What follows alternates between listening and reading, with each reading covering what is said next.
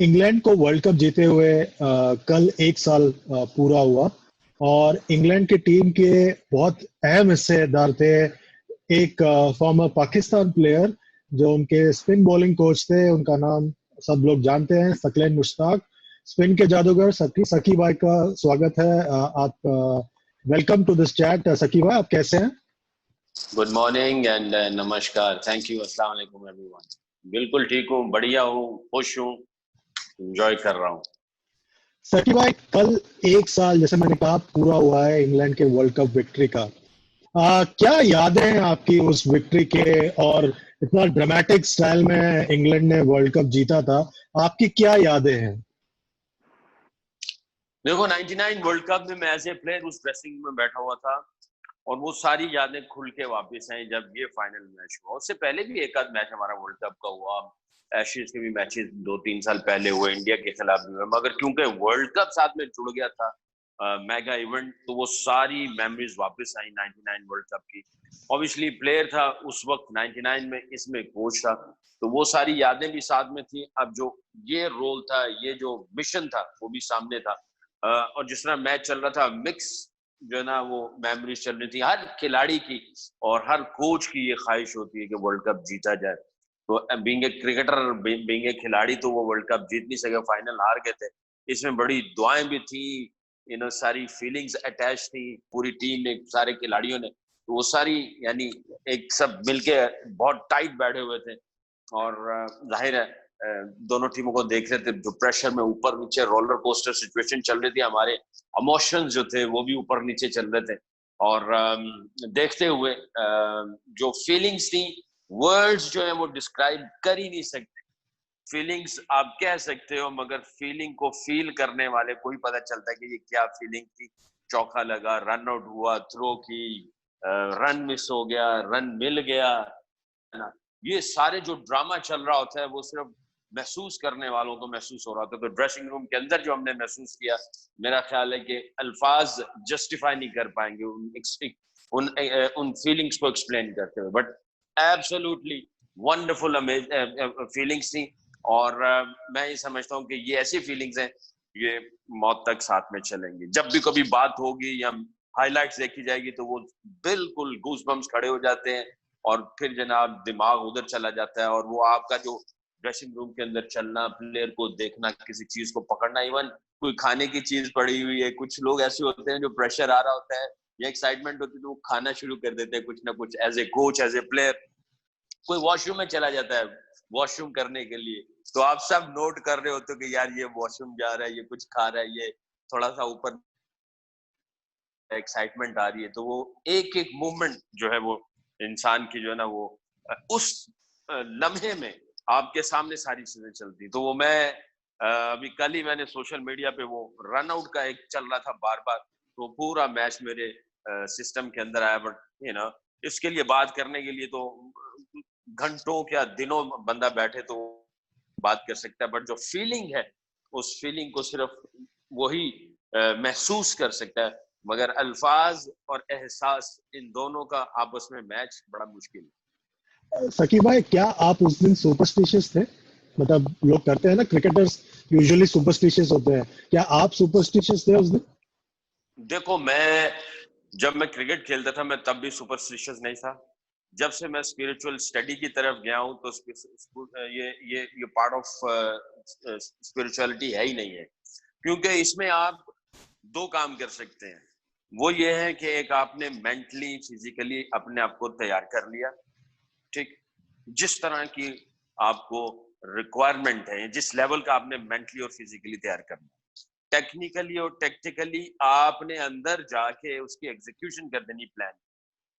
उसके बाद रिजल्ट आपके हाथ में नहीं है। स्पिरिचुअलिटी में ये आपको डे वन से सबक पढ़ाया जाता है। खैर मैं बचपन से ये चीजें सोचता था, हाँ, मतलब यानी वो फैमिली से मिली थी क्योंकि स्पिरिचुअल फैमिली थी, मगर जाहिर है यार हमारा रिजल्ट के साथ जो है ना बड़ा गहरा ताल्लुक होता है, नाता होता है। अभी आपने मेरे से पहला सवाल किया वर्ल्ड कप जीतने का, तो मैंने आपको बताया जो फीलिंग्स है डिस्क्राइब नहीं कर सकते। मगर होता यह है कि जब आप इस सुपरस्टिशन के दायरे से बाहर निकल जाते हैं ना, तो जो भी रिजल्ट होता है आप सिर्फ उसको ये तस्लीम करते हो कि रिजल्ट, हार और जीत का ताल्लुक जो है वो मेरे हाथ में नहीं है। मैंने सिर्फ और सिर्फ अपनी पूरी तैयारी के साथ एग्जीक्यूशन करना है, प्लान को मेंटली फिजिकली तैयार होकर जाना है, टेक्निकली और टेक्निकल जो भी चीजें उसको एग्जीक्यूट कर देना है, बाकी रिजल्ट हमारे हाथ में नहीं है। ये तो हमारे कुरान में भी एक बताया जाता है कि हस्बैंड एंड वाइफ जो है, इनको जो औलाद मिलती है, कुरान में जिसका मफहूम है, अल्लाह की बेशी माफ फरमाए, अल्लाह रब्बुल इज्जत जो है वो ये कहते हैं, मेरी मर्जी है किसी को लड़का दूं, किसी को लड़की दूं, किसी को लड़के लड़कियां दूं और किसी को कुछ ना दूं, ये मेरी मर्जी में जो चाहूं, रिजल्ट मेरे हाथ में है। और बारहा हमने अपने स्पिरिचुअल टीचर से भी सुना कि रिजल्ट जो है वो किसी के हाथ में नहीं है। हाँ, आपकी एफर्ट, 100% एफर्ट वो आपके हाथ में है। तो मैं उस वक्त ड्रेसिंग रूम में बैठा हुआ था, बड़ी दफा चीजें ऊपर नीचे जा रही थी, मैं कहता था सोनिया रब्बा ये सब कुछ तेरे हाथ में, जो कुछ भी हो रहा है, हमने जितनी तैयारी की थी वो हमने कर ली, चीजें जा रही हैं ऊपर नीचे, रोलर कोस्टर हालात और फीलिंग्स ऊपर नीचे हो रही हैं, मगर उसमें ऊपर भी जब जा रहे थे तब भी कह रहे थे कि रिजल्ट उसी के हाथ में, नीचे भी आ रहे थे रिजल्ट उसी के हाथ में। हाँ, खिलाड़ियों ने, कोचेस ने, इन सब ने अपनी 100% कोशिश करनी, सारे बॉक्सेस टिक करने। मैं कभी भी सुपरस्टिशियस नहीं था। और कैसा था मोइन अली और आदिल रशीद के साथ काम करना? स्पेसिफिक रोल यार था देखो, आपका टीम के हाँ साथ? यार, ये सारे खिलाड़ी जो बंच थे ना, मेरे पिछले 1.5-2 सालों से लग ऐसे रहा था कि ये वर्ल्ड कप जीते। टू बी ऑनेस्ट, मैं वर्ल्ड कप के स्क्वाड में नहीं था, क्योंकि मेरा सर्टन डेज होते हैं इंग्लैंड के साथ काम करने के ना। तो मेरा तकरीबन कॉन्ट्रैक्ट फिनिश हो गया वर्ल्ड कप से पहले, और जो एंड्रयू श्राउस था, मैं उसके प्लान में था, एशले जाइल्स आ गया तो उसके प्लान्स में उसको पता नहीं था। मगर एंड्रयू श्राउस के बाद एंडी फ्लावर आया, डायरेक्टर ऑफ क्रिकेट, और फिर उसने मुझे कहा कि यार हमें चाहिए, तुम एशेज भी करो और वर्ल्ड कप भी करो, मगर मेरा कॉन्ट्रैक्ट खत्म हो गया हुआ था। फिर एंडी फ्लावर ने एशले जाइल्स को ये कहा कि यार सैकी को साथ में रखना है, क्योंकि उस वक्त ट्रेवर बेलिस का भी, हेड कोच का भी कॉन्ट्रैक्ट खत्म होना था। तो उसने कहा था ये टीम बड़े अरसे से बड़े अच्छा काम कर रही है, इंडिया के खिलाफ अच्छी सीरीज हुई, साउथ अफ्रीका वेस्ट इंडीज के खिलाफ अच्छी सीरीज हुई, श्रीलंका व्हाइट वॉश करके आए, बहुत अच्छा, यानी चीजें चल रही सही डायरेक्शन में। तो सैकलैन को जो है वो 1 साल का और कॉन्ट्रैक्ट दिया जाए, तो एशेज तक। तो उन्होंने कहा अच्छा, फिर कैलकुलेट किया बजट शेडट वो देखने के बाद, तो वर्ल्ड कप का मैं हिस्सा नहीं था, तो मुझे एशेज के लिए उन्होंने रखा हुआ था कि भाई एशेज में आएगा और साथ में काम करेगा, और कुछ जो है वो हाई परफॉर्मेंस सेंटर में इधर उधर उधर भी काम ले लेंगे। अच्छा, मैंने एक ईमेल की एशले जाइल्स को वर्ल्ड कप से पहले, उसको मैंने कहा ठीक है, मुझे वो कॉन्ट्रैक्ट मिल गया है, मैंने कहा मगर मैं ये समझता हूँ ये जो खिलाड़ी हैं इनको मेरी जरूरत है, मैं ये नहीं है कि मैं एक्स्ट्रा डेज मांग रहा हूँ या काम की, मैंने कहा ये मेगा इवेंट है, यहाँ पे मुझे पता है मेरे खिलाड़ियों को मेरी जरूरत है, और अगर हो सके तो मुझे कुछ दिन स्प्लिट कर दो, उसको इसमें जरूर ले आना। अच्छा, उसने कहा अच्छा let me think on that ना। तो अगले दिन ही मुझे उसका ईमेल आया कि हाँ, हमने हेड ऑफिस क्या कहते हैं, हेड कोच से भी बात की है, ट्रेवर बेलिस से भी उसने खिलाड़ियों से बात की, तो वो तो कह रहे हैं जी हमें चाहिए, ना सिर्फ मोइन अली या आदिल रशीद बल्कि एक पूरे बंच को चाहिए। उन्होंने अपना प्लान चेंज किया। अच्छा, मैंने उस ईमेल में ये कहा था कि 12 लैनी में मैं इंग्लैंड में ही हूँ, मुझे वो गाड़ी देते हैं और अकोमोडेशन का करते थे, तो मैंने कहा यार ऐसा करो कि अकोमोडेशन मुझे पहले दे दो, वर्ल्ड कप से पहले मेरी कुछ कमिटमेंट्स भी थी, तो मैंने कहा मुझे गाड़ी पहले दे दो और अकोमोडेशन के जो है ना वो मैं ले लूंगा, तो वो जो है बाद में हम कर लेंगे, तो गाड़ी मुझे पहले दे दी जाए। तो ये 2 पॉइंट्स मैंने लिखे उसको, और उसमें मैंने ईमेल में ये भी कहा कि खिलाड़ियों की मुझे जरूरत है, खिलाड़ियों को मेरी जरूरत होगी, और मैं दावे से कह सकता हूँ, और मुझे फीलिंग आ रही है कि ये वर्ल्ड कप इंग्लैंड जीतेगा, ये भी मेरी ईमेल के अंदर था। मैंने कहा मुझे ऐसा लग रहा है और मुझे बड़ा फर्म बिलीव है कि इंग्लैंड ये वर्ल्ड कप जीतेगा। ये वर्ल्ड कप से पहले ईमेल गई है उसको, मुझे, मेरी ना, एशले जाइल्स को, और मैं और मेरी वाइफ मेरे साथ बैठे हुए थे, तो मैं जब भी बैठता हूँ तो मेरे साथ बैठ जाती है, और हम इकट्ठे गपशप भी लगाते हैं साथ में, ईमेल भी मैं टाइप कर रहा हूँ। तो मुझे मेरी वाइफ कहने लगी तुम कैसे ये दावे से कह सकते हो कि इंग्लैंड वर्ल्ड कप जीतेगा। मैंने कहा यार देखो, जिस तरह की क्रिकेट और जिस ब्रांड की क्रिकेट इंग्लैंड खेल रहा है, और जिस तरह यूनिट टाइट हुआ पड़ा है, और प्लान की execution, batting first batting second, bowling first bowling second, और जिस तरह ये एंजॉय कर रहे हैं ना, मैं दुनिया की क्रिकेट भी देख रहा हूँ, मगर मुझे ऐसा लग रहा है कि ये वर्ल्ड कप इंग्लैंड जीतेगा। मेरी एक अंदर से आवाज है। मेरी वाइफ कहने लगी अच्छा, तो कहेंगे ये पॉइंट भी लिखो ना उसको। एंडी एशले जाइल्स को। मैंने कहा अच्छा लिख दूं, तो मैंने फिर वो जनाब उसके कहने में वो मैंने टाइप किया और मैंने ईमेल भेज दी। अगले दिन ही उसने मुझे कहा कि तुम आओ, उसने कहा गाड़ी भी मिल जाएगी, ये भी हो जाएगा। फिर उसने मुझे 10 दिन जो थे ना बड़े इंपॉर्टेंट, इंडिया के खिलाफ मैच और पाकिस्तान के खिलाफ मैच जो इंपॉर्टेंट थे ना, वो 10 दिन का कॉन्ट्रैक्ट। अच्छा मैं जाता था, प्रेपरेशन करवा के मैच शुरू होता था, फिर मैं वापस आ जाता था। अच्छा इस तरह हुआ, तो फिर उन्होंने कहा नहीं जी ये तो दिन और चाहिए होंगे। तो मैंने उनको कहा, मैंने कहा देखो इसको शफल कर लेंगे, मैं फ्लेक्सिबल हूँ, मैं अपने काम को आगे पीछे कर लूंगा। मेरी 2-4 कमिटमेंट्स थी बीच में, मैंने वो शफल कर दी, बल्कि मैंने वो छोड़ दी। मैंने कहा यार ये बहुत लाइफ टाइम जो है अपॉर्चुनिटी है, तो इसमें आपको सेक्रीफाई करना पड़ेगा। मेरे जो काम थे मैंने वो छोड़ दिए। मैंने कहा जी जब वो आवाज दोगे मैं तैयार हूँ। फिर उसके बाद आई थिंक प्रॉब्ली पहले 4-5 मैचों के बाद दोबारा उन्होंने कहा नहीं जी आप पूरे वर्ल्ड कप में साथ हैं। वो पूरे वर्ल्ड कप में फिर साथ रहना, सफर करना और सारी प्लानिंग और जो सारी जो एक मिशन को साथ लेके जो जज्बात थे या सोचे थी, जब विजन था, फिलॉसफी थी, वो सब की आपस में जो थी उसको देख के यू नो इसके ऊपर एक किताब लिखी जा सकती है या किताबें लिखी जा सकती है, but it was great experience. And मैं हमेशा कहता हूँ कि अल्लाह ताला जो है वो मेरे साथ हमेशा ब्लेस्ड रहे।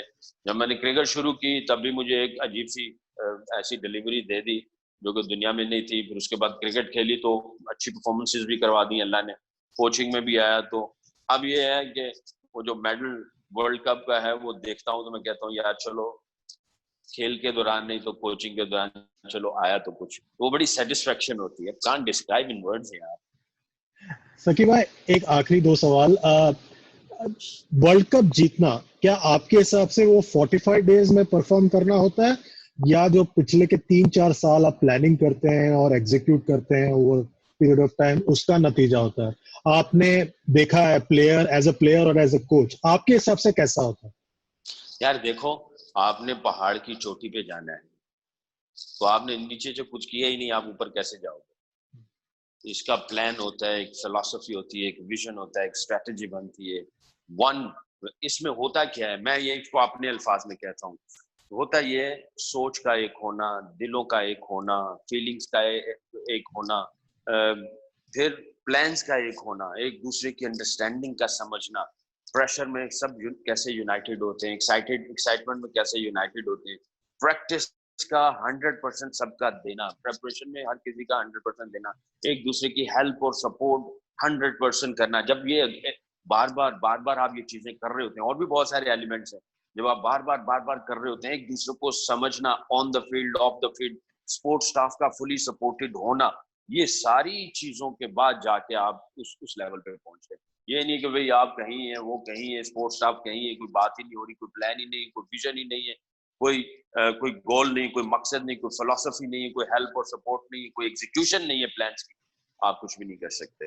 लेकिन टीम टीम का हमारे ये तो इंग्लिश में कहते हैं ना TEAM, together each achieve more, ये तो टीम कहते हैं। कुछ ये भी कहते हैं कि टीम जब टीम बन जाती है, इकट्ठी हो जाती है, तो ये मेगा इवेंट जीती है। खाली एक प्लेयर एक आध मैच जितवा देगा, मैच विनर होते हैं ना एक या दो, वो एक आध मैच 2 मैच जितवा देंगे, टीम पूरा इवेंट जीतती है। तो वो टीम को टीम बनना पड़ता है। तो हमारे यहाँ कहते हैं टीम का मतलब ये जिनकी सोच है, जिनका बोल है, जिनके दिल यूनाइटेड हो, जो बहुत टाइट इकट्ठे हो, उनका एक लीडर हो और सब लीडर को फॉलो कर रहे हो, और उनका एक विजन हो, डायरेक्शन हो, एक फिलॉसफी हो, और उसी से जा रहे हो मिलके, और एक दूसरे को फुली सपोर्टेड कर रहे हो, तो ये टीम बनती है।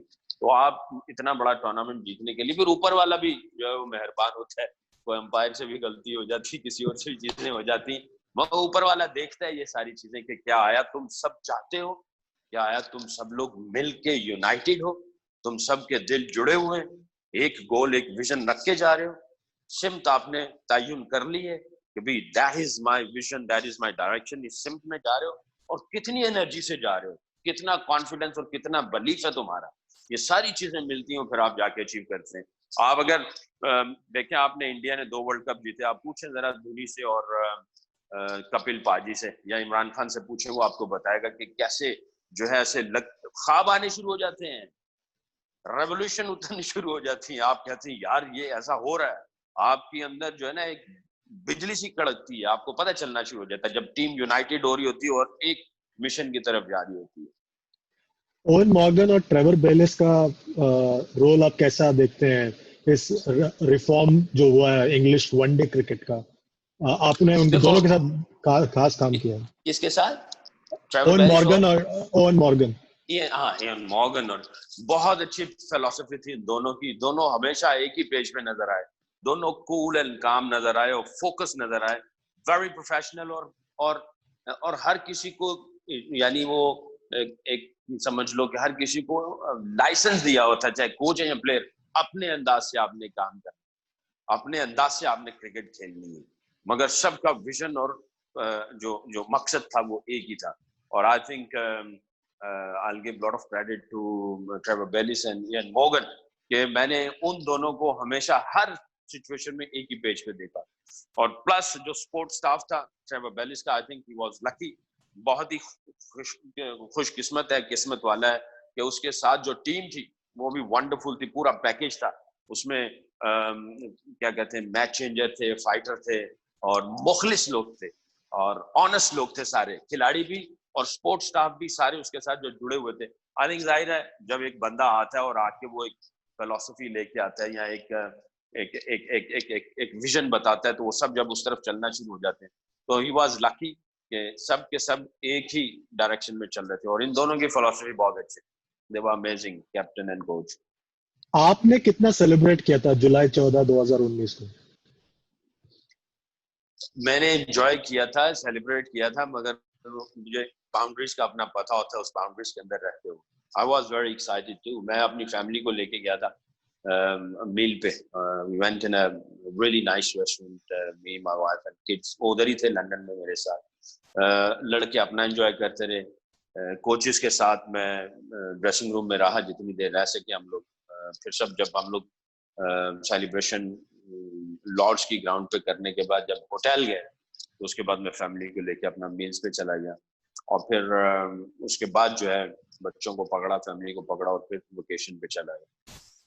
एक आखिरी सवाल सकी भाई, पिछले हफ्ते क्रिकेट वापस आई है। आप उस गार्डियन या उस पेरेंट की तरह हैं जिनके दो बच्चे आपस में खेल रहे हैं, क्योंकि आप दोनों इंग्लैंड और वेस्ट इंडीज के साथ काम कर चुके हैं। क्या ऐसी फीलिंग आती है जब उन दोनों को देखते हैं आप खेलते हुए, और क्रिकेट वापस आई है तो कैसा लगता है? यार देखो, क्रिकेट का वापस आना है। मैं आपको एक बात बताऊं, जो खिलाड़ी जिनको क्रिकेट का शौक है, जो खेलते हैं या क्रिकेट में इन्वॉल्व हैं, जो क्रिकेट को देखते हैं, अगर उनको क्रिकेट ना मिले वो तो पागल हो जाएं। मेरे साथ ऐसा हुआ जब 2004 में मैं इंजर्ड हुआ ना, मैंने ऑपरेशन करवा लिए, तो मैं डिप्रेस हो गया। मैं जब डिप्रेस हो गया तो मेरी वाइफ मुझे लेके चली गई डॉक्टर के पास, उसने मुझे भेज दिया साइकोलॉजिस्ट के पास। उसने कहा इसको तो ट्रीटमेंट चाहिए, पागल हो जाएगा, इसको दवाई दो। मैंने कहा नहीं भाई, मुझे क्रिकेट दो, कोई धूप निकालो, कोई ग्राउंड में ले जाओ, कोई क्रिकेट दिखा दो, कोई क्रिकेट में चले जाए। मैंने कहा यार ये तो, यार उस वक्त तो इंजरी बड़ी वो थी, तो जिसका उसका भी असरार था। तो मैं कहता हूँ क्रिकेट वापस आई है, लोगों के चेहरों पे मुस्कान आई, आप भी मुस्कुरा रहे हैं, आपको भी कोई टॉपिक मिल गई बात करने की, क्रिकेट हो रही है, और जनाब पूरी दुनिया में जो मैचेस देखे जा रहे हैं। और मैं ये समझता हूँ ये बहुत अच्छा काम हुआ और इंग्लैंड ने इनिशिएटिव लिया। बट मैं ये समझता हूँ ये तारीख में लिख देना चाहिए कि वेस्ट इंडीज और पाकिस्तान ने ऐसी सिचुएशन में आईसीसी को शुक्रिया अदा करना चाहिए, वेस्ट इंडीज का और पाकिस्तान का, और इंग्लैंड को भी शुक्रिया अदा करना चाहिए, क्योंकि अगर क्रिकेट ना होती तो उनके भी बड़े हालात खराब चल रहे हैं। तो ठीक है, इंग्लैंड को भी आईसीसी को चाहिए इंग्लैंड का, पाकिस्तान का, वेस्ट इंडीज का शुक्रिया अदा करना चाहिए, ये तारीख में लिख देना चाहिए, और इंग्लैंड को इन दोनों का शुक्रिया अदा करना चाहिए कि ये दोनों टीमें आई। तो लोग, फैमिलीज जो हैं वो तो इतनी, अभी भी पाकिस्तान में यकीन करो कितने ऐसे लोग हैं वो अपने बच्चों को, अपनी बीवी को, क्योंकि किसी को जाने नहीं देते और घर के बाहर से ही सबको टाल देते हैं। इतने वो साइकोलॉजिकल जो है ना वो क्या कहते हैं, उनके ऊपर असरात हुए पड़े हैं। तो बहुत खुशी की बात है ये क्रिकेट वापस आई। बाकी देखो, इंग्लैंड और वेस्ट इंडीज दोनों के साथ काम किया हुआ है। मैं तो हमेशा अपना जो मेरा प्रोग्राम मैं अपना खुद करता हूँ यूट्यूब चैनल के ऊपर सकलैन मुश्ताक शो में, मैं हमेशा ये कहता हूँ, लव क्रिकेट एंड क्रिकेटर्स। जो अच्छा खेले उसको देखो, उसको सराहो, उसकी बात करो, उससे सीखो, उसकी तारीफ करो। वो ये मुल्क है, फलाना मुल्क है, ये ऐसा नहीं है। दोनों टीमें अच्छी क्रिकेट खेलते हैं, उसको सराहो। जैसे बेन स्टोक ने फाइट की अकेला, बट नहीं कुछ कर सकता था। इंग्लैंड की तरफ से जो नए लड़के आए, सिबली और दूसरा, उसने अच्छी परफॉर्मेंस दी। डॉम्बेस ने अच्छी बॉलिंग की, मगर वेस्ट इंडीज ने तो पूरा यूनिट उनका ऐसा था जैसे कि वो ऐसा लग रहा था कि इंग्लैंड होम सीरीज नहीं खेल रही, बल्कि इंग्लैंड वेस्ट इंडीज गई हुई है, और वेस्ट इंडीज अपने घर में बुला के उनको पकड़ा हुआ है और जकड़ के इनको जोड़ रही और उनको मार रही। तो आउटस्टैंडिंग परफॉर्मेंस दी वेस्ट इंडीज ने। जेसन होल्डर, मैं जब वेस्ट इंडीज में गया था वो भी नया नया इमर्जिंग में आ ही रहा था, तो उस वक्त जो है डैरन सैमी जो है वो कैप्टन था। डैरन सैमी मुझे कहते थे साकी मान, ही इज अ स्पेशल गाय। मैंने कहा अच्छा, कहता yes, he is very confident guy and very knowledgeable as well and he has got the really good potential. मैंने कहा अच्छा, कहता you will see him in the future। ये डैरन सैमी में और गपशप लगा रहे हैं। तो जब भी बात होती थी, ये नया टीम में आ चुका था, यानी प्लेइंग 11 में घुस रहा था, तो एक मैच खेला भी। तो जब हम लोग मैच हार गए, आई थिंक गालिबन हम लोग आयरलैंड से वनडे मैच हारे, तो ये खड़ा हुआ और उसने जो बात की जिस अंदाज से, तो मैं और डैरन सैमी दूर से आंखों ही आंखों में देख रहे थे, तो मुझे कहने लगा, देखा ये कैसा, यानी इसके अंदर करेज है और इसके अंदर एक पैशन है, और इसको जो है वेस्ट इंडीज के लिए कुछ करना है। यानी आंखों ही आंखों में ये सवाल चल रहे हैं ना। फिर बाद में मैं उसके साथ बैठा तो उसने कहा कि ये स्पेशल चाइल्ड है, और वाकई बड़ी खुशी होती है। उसने जो कप्तानी की, बहुत ही इंटेलिजेंट कप्तानी की, और जिसने टीम को लड़वाया, और जो उसने बॉलर्स को, यूटिलाइजेशन ऑफ द बॉलर्स थी ना, वो आउटस्टैंडिंग। और फिर जहां कोई मुसीबत पड़ती है, आप जनाब गेंद पकड़ के वो शुरू हो जाता है, और बैटिंग में भी आता है। तो उसने पिछली दफा बड़ा मजा है इस टेस्ट मैच का, और लग ऐसे रहा है कि इंग्लैंड होम सीरीज नहीं खेल रहा।